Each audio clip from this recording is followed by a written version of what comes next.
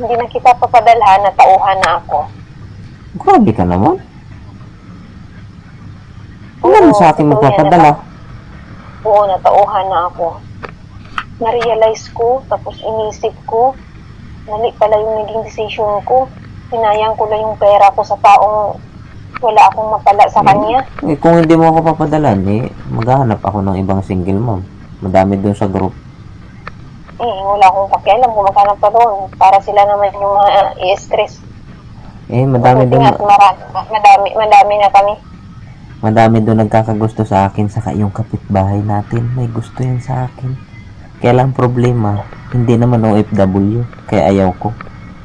Magkagusto yan sa'yo kasi panay padala ko pa sa'yo eh. Ngayon, hindi na yan magkagusto pag nalaman nila na hindi na kita pinapadalhan. Maghanap ako, marami para namang OFW na magpapadala.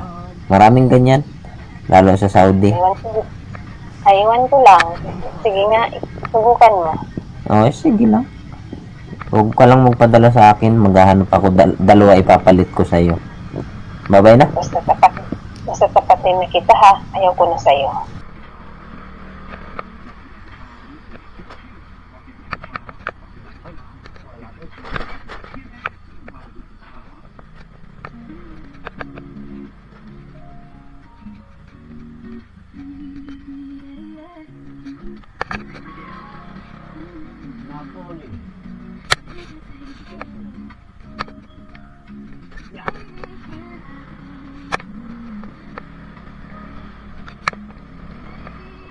Licencia.